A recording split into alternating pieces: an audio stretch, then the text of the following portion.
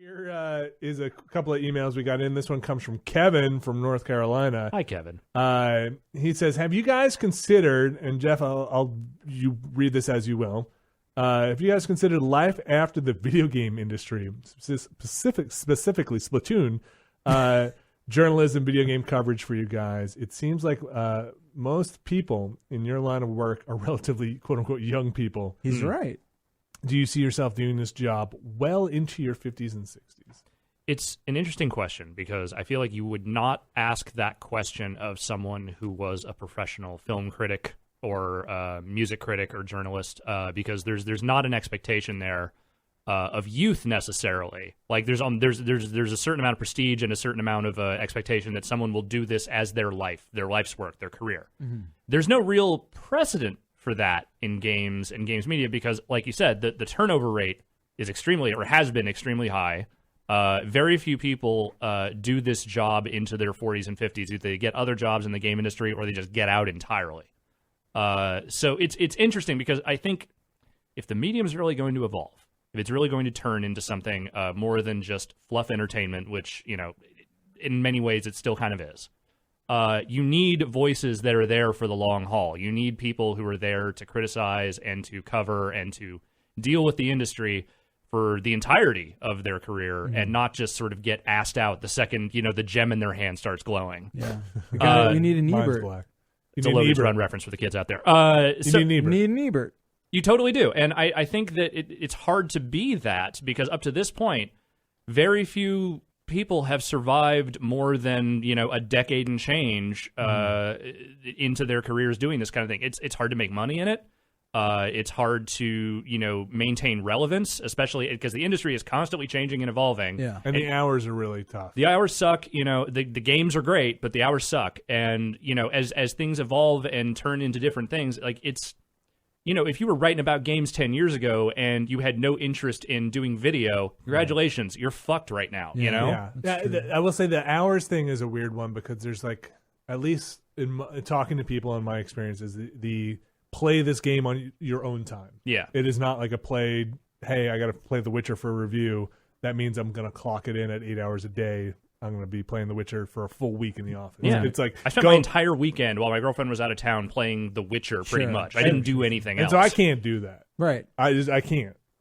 So it makes it kind of tough if I were to have to review that game, be like, yeah, I can review this in 3 weeks. Yeah. I can't pull it. It's been a lot of, hopefully we're trying not to operate that way. We're trying to kind of be like, we want to move on with our personal lives, but it's hard to keep up. Well, Giant Bomb was kind of founded under the notion of let's not fucking kill ourselves the way that we used to when we were doing the full-time big box games media thing.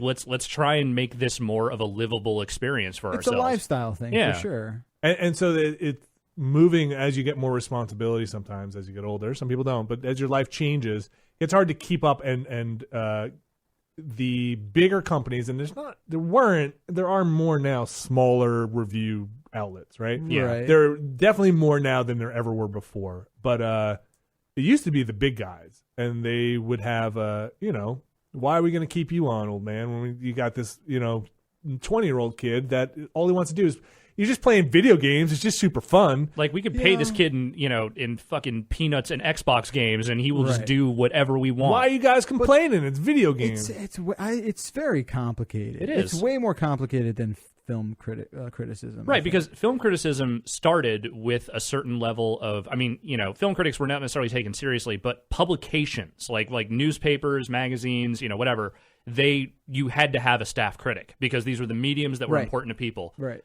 As the years have gone on, some publications have started to take on little bits and pieces of that stuff. Like New York Times. Like New York Times has stuff. Like Entertainment Weekly for a while had a dedicated game person, and then I don't think they do anymore. Like it's there in fits and starts, but there isn't that sort of established notion of we are an entertainment publication. We are covering all these different things. We need to have someone who knows games. That's not a necessity right now. I don't know how long the long-form review is going to last. I question that as well. That's another... for me, when you read a film review, sometimes it's, it's 600 words. It's not... you can review a game in 600 words. I've done it. Yeah, I've done it too. It's awesome. But I think... I don't know. You look at you talk about the age issue as well. So you have the 22-year-old who's just out of college, and he or she will write, 14 hours a day, play, whatever it is. But again, someone that age is kind of writing for that age, and people who are that age have no fucking money. Yeah. So there's all these weird things because a film costs $10, a game is $60. Well, these days a film costs a little more than $10 usually. Sure. It's been a while since I've been to the theater. How much is a movie ticket? I think it's like $14.50 average. What? Not for even for 3D? Not even for 3D. Okay. Hoboken's like 13. Yeah. I'm thinking Queens is like 14. I was thinking it's $8. Insane. It's insane. Yeah. Maybe for a matinee. So I think there's so many different variables that operate on different frequencies when it comes to that sort of thing. But you're right. The industry itself and the criticisms is so nascent that it's not even at the level where you have your Eberts and stuff like that. There's a few people here and there peppered throughout the community that are maybe a little older and sort of I mean, there's the Jeff Gerstmans and the Andy McNamara's and for a while. I mean, I don't know how much Sessler's doing these days, but Sessler's been around forever. And it's like there are these few elder statesmen, absolutely, but even they. What is their overall shelf life? What is the impetus for people people who've been doing this for a very long time to stay in this line of work long haul?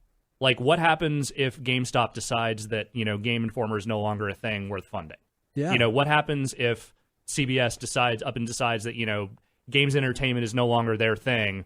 What's the impetus for any of us to go and start another thing writing about video games? Just check out my YouTube channel. You should subscribe. That's the thing, is that there's no need. Because so much of that stuff is just now being funneled through communities on YouTube and Twitch and whatever else. Totally. And look at that, though. Look at the turnover. You want to maybe glance into a possible vision of the future.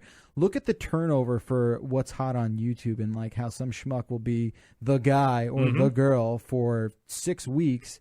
And he or she will make his, $100K off, the CPMs and whatnot, and then all of a sudden, and rev share, and then that's it. Yeah, no one watches anymore, and it's very tough to forecast. And the way that gaming sort of enters that criticism, sort of avenue, the way film and TV and all that other stuff is on its own completely independent and unique trajectory. Well, it is, and I mean, and I think that the trajectory now is better in some ways because, I was actually talking about this on another podcast I did earlier this week, which is not launched yet, so I won't talk about it. But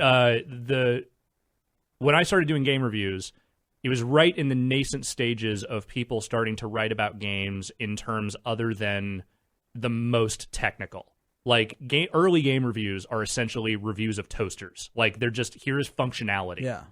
Is it fun? Yes, no. The culture side of it, the context of the greater culture of gaming is still a fairly new concept. Trying to criticize individual games within the greater scope of stuff. That's a fairly new idea for a lot of people. Yeah, and I think it's why you've seen a lot of really intense pushback from some people. When they try and label agendas and a lot of that stuff because they think, no, I just want to hear if it's fun or not. Which, if you're going to grow this medium, we're actually going to get beyond this notion of everything is a blockbuster entertainment that is not meant to be picked apart, then you have to have those voices. You have to evolve that stuff. And I think those are the people, the ones coming up now, I think are the ones that if there's any chance for critical voices to stay long-term in this, they're the ones who are going to do it. I don't think it's necessarily people like me, old man 33-year-old over here. You're a dinosaur. I mean, I wandered into this fucking industry, I wandered in fucking doe-eyed, drooling, wondering, oh, what am I doing here?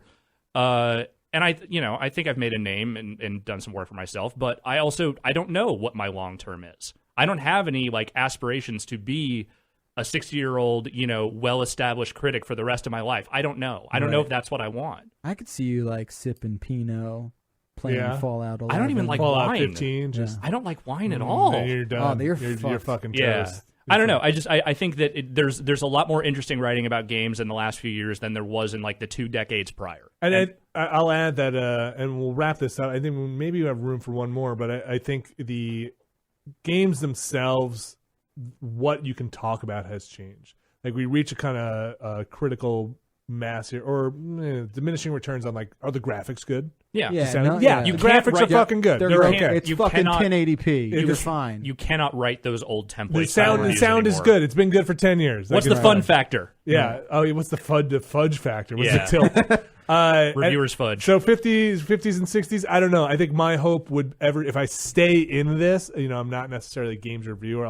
I'm more production on the outside. Yeah. You're a personality. I would like to culture people to come, like Alex said, come up and do this thing if this is still a thing. Mm-hmm. Help out, kind of foster some new blood Sure. and get them in, and then bow out at some point. But then what? When you bow out, then what? Then I wander the world. I just start prepping, man. I'm just waiting for the end times. Okay. Yeah, You're waiting for Mad Max. I'm there. Yeah. Yeah, Mad Max every night. Got to put Mad Max to bed. Mad Max every night. You're just gonna start calling him that, aren't you? No, I don't want to. You don't want to like give him a complex about it. Yeah, I think he's right in he's right in the age. He's only 3 now. That franchise will come and go. Yeah. So he's not going to get it at school. He's not going to be, I'm Mad Max. Yeah. Whatever. None of his classmates are being like, I saw this crazy yeah. movie. Oh, you're Mad Max. Yeah, I shouldn't have seen my dad took me in there. We got hot dogs after, but I think I'm a little messed up. I told him to leave me in the tub, but he didn't want me to do that. So when you say moist bottom is really important. We could probably talk for an hour on the relevance of that stuff. We'll have more podcasts to talk about that later. It's a great question. It's something we obviously think about as we're trying to stay thanks relevant. a lot. Now I'm questioning my own relevancy. I figure I'll be dead by 40 anyway. So you're whatever. doing like TV and stuff like that. You're I'm doing other stuff. Yeah, I definitely see that working out more than. Anyway, go ahead. Yeah, well, no, it's an evolution. That's what we. Whatever. TV will become the internet eventually. It is. Yeah, it almost entirely is. And I'm doing TV on the internet. Well, there you There's go. no TV on the internet. TV on the internet. That's the name of my band. Is my favorite Brooklyn indie band. Nice. You both went there. Brooklyn Good. Bowl tonight. I'm glad you Check both them out. nailed it. Yeah. Yep. All right. Last question. Last question. This is kind of an open-ended one.